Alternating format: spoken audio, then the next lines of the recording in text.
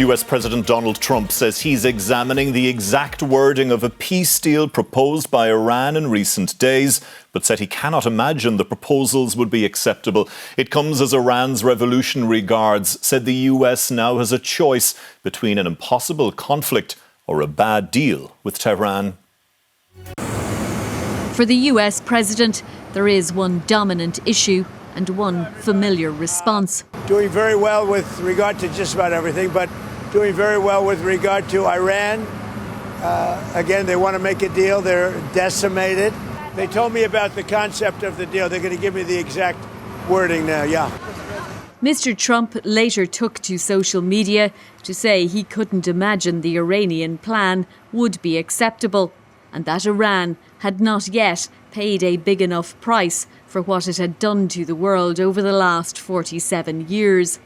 For its part, Iran's Revolutionary Guard Corps, thought to have consolidated power since the war started, warned the US that it now faced a choice between an impossible military operation or a bad deal with Tehran. With the Deputy Speaker of Iran's Parliament, Ali Niqzad, signalling a tougher stance on the Strait of Hormuz, saying conditions in the waterway would not return to their pre-war state, though US officials played down Iran's ability to toll ships going through the region. We think that they've gotten less than 1.3 million in tolls, which is a pittance on their previous daily oil revenues. In southern Lebanon, another correlation of this war goes on, with Israel's military issuing evacuation warnings to residents of almost a dozen towns and villages,